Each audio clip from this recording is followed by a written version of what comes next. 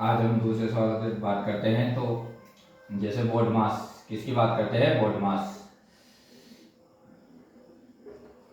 Board मास में सबसे पहले क्या होगा? ब्रैकेट, फिर ये डिवाइड, फिर मल्टीप्लाई, फिर जिसके बाद आपके एडिशन हो जाएगा, फिर आपको हो जाएगा सब्ट्रैक्ट। डिवाइड होगा, डिवाइड के बाद मल्टीप्लाई होगा, मल्टीप्लाई का एडिशन होगा, एडिशन के बाद क्या होगा? सब्ट्रैक्ट होगा। क्या होगा? सब्ट्रैक्ट होगा। सवाल देखते हैं इसमें कि सवाल किस टाइप से आते हैं, किस टाइप से उसका। तो जैसे सबसे पहले आ जाता है आपके 15 डिवाइड 5 मल्टीप्लाई 4 प्लस 16 माइनस 18। तो सबसे पहले क्या होगा? डिवाइड होगा। तो 5 की टेबल 15 बार बोलेंगे, फिर 5 की टेबल कितनी बार बोले? 15 आ जाए तो 3 बार। कितना आ जाएगा? 3 मल्टीप्लाई 4 प्लस 16 माइनस 18। फिर क्या मल्टीप्लाई? डिवाइड के बाद मल्टीप्लाई होगा तो 4 3 जा 12 प्लस 16 माइनस 18। फिर एडिशन होगा, इसको जोड़ेंगे तो 6 2 8 1 1 2 माइनस 18, और 28 में से 18 माइनस होगा तो बच जाएगा 8 का 8 में 0 और 2 में 1। तो आंसर आ जाएगा अपना 10। कितना आ जाएगा? 10। ऐसा बोर्ड पास। नेक्स्ट सवाल देखते हैं। वो ऐसे चेंज कर ले। जैसे आपको दे दे 15 प्लस 18 डिवाइड 16 माइनस 8 मल्टीप्लाई 4। तो अपने को कंफ्यूज नहीं होना है, पहले डिवाइड देखना है। तो आगे ऐसी की संख्या लिख दो। 6 की टेबल कितने में बोले? 18 आ जाए तो 6 3 जाए 83 माइनस 8 मल्टीप्लाई 4। फिर अपने को क्या देखना है? मल्टीप्लाई। तो ये मल्टीप्लाई तो 15 प्लस 3 माइनस 8 4 जा 32।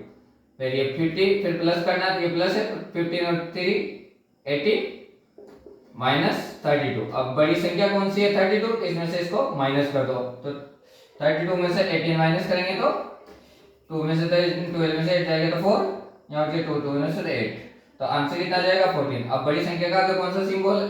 माइनस का सिंबल है, तो ये आंसर किस में आ जाएगा ना? माइनस में। किस में आ जाएगा? माइनस में।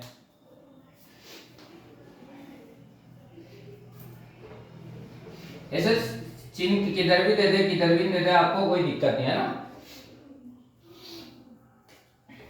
जैसे सवाल आपके आ जाएंगे 18 माइनस 16 मल्टीप्लाई 4 16 डिवाइड 8 प्लस 2, ये से आ जाए ना। तो ये आ जाए तो आपको सबसे पहले क्या करना है? डिवाइड करना है। तो डिवाइड कर दो। तो 18 माइनस 4 मल्टीप्लाई 8 की डबल कितने बोले? 16 आ जाए 2, तो ये 2। फिर मल्टीप्लाई करना है तो 18 माइनस 4 2 जा 8, और 18 में से 8 माइनस करें तो 10। बड़ी संख्या का आगे बिगड़ दीजिए कि आगे सिंबल प्लस का है तो प्लस, ये अपना आंसर आ जाएगा 10। ये बोर्ड मास। इसके बाद अपन बात करें तो वर्ग। तो वर्ग का परिमाप, वर्ग का क्षेत्रफल की बात कर रहे थे। आज बात करते हैं घन की। किसकी? घन। तो घन का एक तो घन का होता है, तो घन का आयतन। घन का आयतन, तो घन का आयतन का सूत्र है अपने लंबाई इंटू लंबाई इंटू लंबाई। और घन का पृष्ठीय क्षेत्रफल, तो घन का पृष्ठीय क्षेत्रफल, घन का पृष्ठीय क्षेत्रफल। घन का पृष्ठीय क्षेत्रफल का सूत्र आ जाएगा अपने 2 कोष्टक लंबाई इंटू लंबाई प्लस लंबाई इंटू लंबाई प्लस लंबाई इंटू लंबाई, ये आ जाएगा सूत्र। सवाल देखते हैं अपने कि एक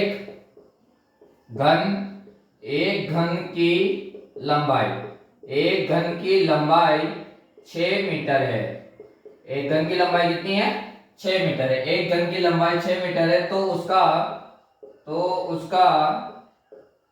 उसका आयतन होगा। क्या पूछा उसने? आयतन होगा। एक घन की लंबाई कितनी दे रखी है? घन की, या घन की भुजा दे दे, घन की भुजा लंबाई दे दे, तो एक घन की लंबाई कितनी है? 6 मीटर। तो क्या पूछा? आयतन। तो आयतन का फॉर्मूला लगा देंगे। तो घन का आयतन बराबर क्या आ जाएगा? फॉर्मूला लंबाई इंटू लंबाई इंटू लंबाई। तो 6 इंटू 6 इंटू 6, 6 से 36 और 36 से कितना जाएगा, 6 से 36 216, तो कितना जाएगा 216 मीटर। ये आपका आंसर आ जाएगा।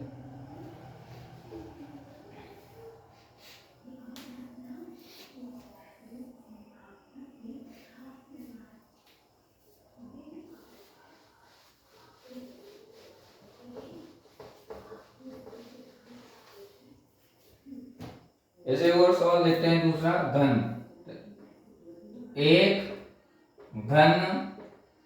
घन की लंबाई, एक घन की लंबाई 2 मीटर है, एक घन की लंबाई 2 मीटर है, तो उसका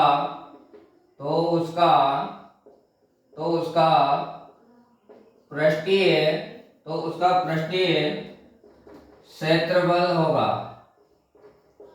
क्या कह रहा है वो कि एक घन की लंबाई 2 मीटर है तो उसका पृष्ठीय क्षेत्रफल होगा। तो घन का पृष्ठीय क्षेत्रफल का फॉर्मूला क्या है, घन का